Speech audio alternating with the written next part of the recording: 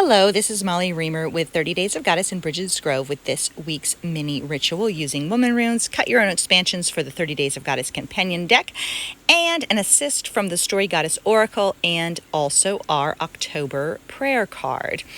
So from Womanrunes, we received the Serpent, the rune of awakening. And this rune always reminds me to be alert for what is changing in your life, to be alert for what is new, what is lifting its head with its eyes glittering, ready for change and full of possibility. So I always focus on this awakening here. Sometimes people get concerned about the cataclysm and the shattering, but for me, this is a rune of change, something emerging, something changing, something lifting its head and raising its awareness. So what is awakening for you right now? What is changing? How are you unfurling and uncurling? And then in a way that's nicely related really to awakening and change, our word is leave.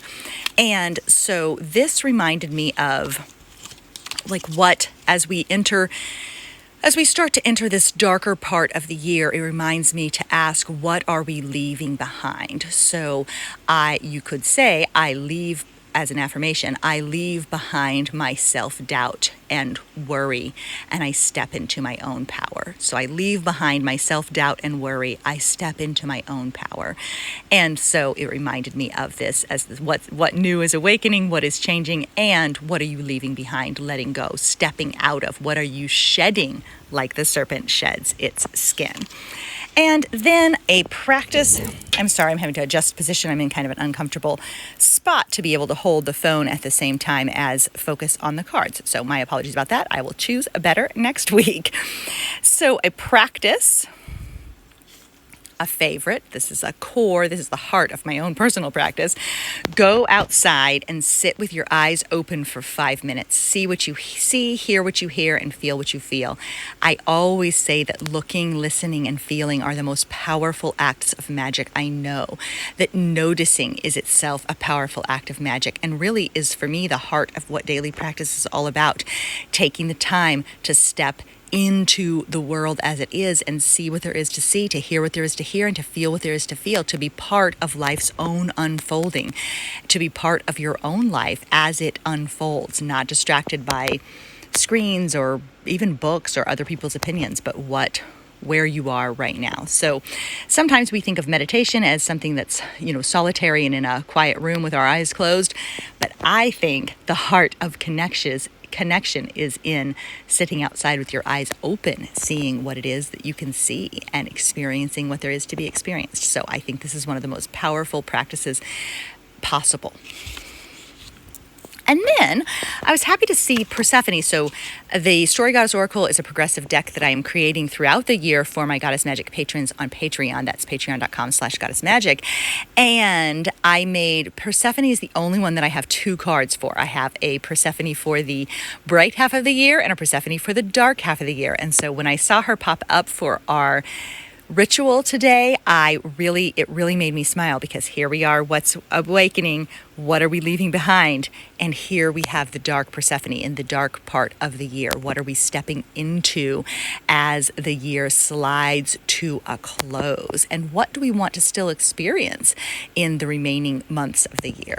So her poem is this: listen, I have learned what it means to rise soft-bellied from the deep, shards of darkness clinging to my thighs, my lips stained berry red with truth and desire, my heart still capable of shedding flowers and drops of hope on hungry plains. The yearning in my bones pulls me to both rise and sink.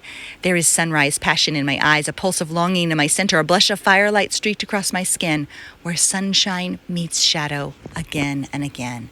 This really is a card of liminal spaces and between times, and a space of both desire and questioning, rising and sinking, sunshine and shadow. So where are you between right now? What are you finding in the liminal space? Are you rising or sinking? What is changing? What are you leaving behind? What are you awakening to? So this was a good card to sync up with the rest of today's material.